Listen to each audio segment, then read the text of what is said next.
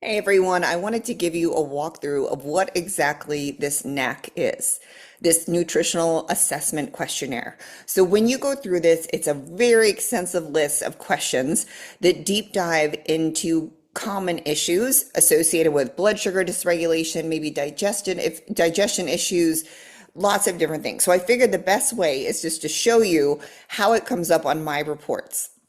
So right here, this is my sample client.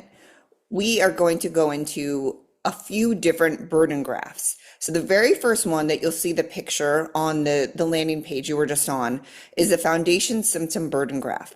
Because the 5 foundations that I work primarily with when we start is first sleep, and then stress, blood sugar regulation, digestion, and nutrient dense diet, because they all work hand in hand.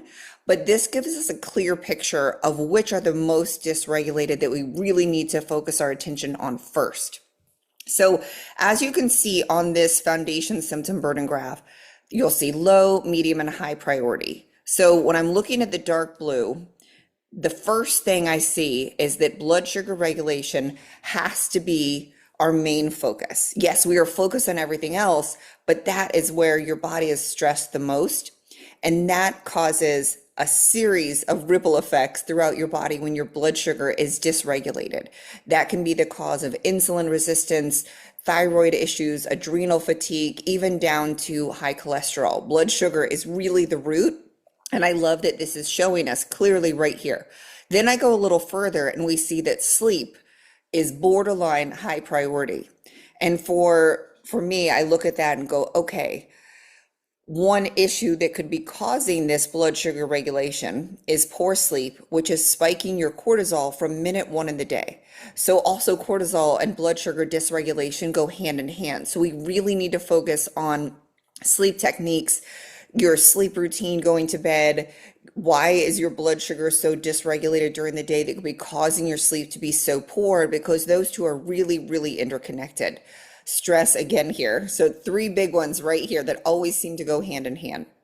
I also love on this graph that I can see upper GI, liver, gallbladder, small intestine, large intestine right here, because immediately we see small intestine as high priority and essential fatty acids down here. So then we develop a plan to tackle those. So let's go on to our body symptoms burden graph.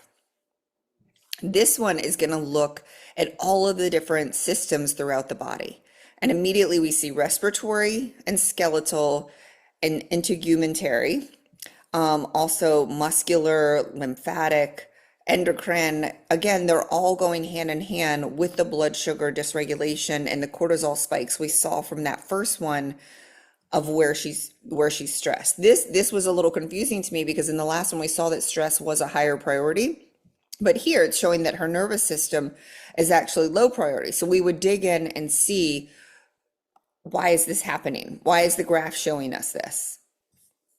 All right, the next one I want to show you is the symptom burden report. I absolutely love this one because it gives us a percentage right next to all of these different areas. So what I'm looking for is something getting up to the 30% range. Like here we have a 29, hyperglycemia is 25, and over here I see protein need 33%. So immediately here, and minerals is 35%. So we're seeing a mineral deficiency, and that could possibly be magnesium. But we would dig into it. And protein, she's definitely not getting enough protein. And I know who this client is because she was the first client we ever worked with, and it was very true to life. Now, when we come down to the recommendation report, this is very interesting.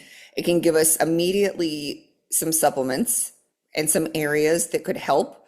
And we could go through it and really highlight which ones could actually work for you, because you wouldn't do all of them. And then the last one is very interesting. These are going through each of the questions you answered, and it's telling us why it ranked that, why that answer caused the graph to spike. So then this gives us a little bit more detective work of right here, awaken a few hours after falling asleep, hard to get back to sleep. Immediately it's letting us know that that's a blood sugar regulation issue, endocrine system, nervous system, and sleep. So I really like this to be able to dig in further and have a clear picture of where to start and just a great overview of all of your symptoms mapped out. So I hope that gave you a little bit more clarification.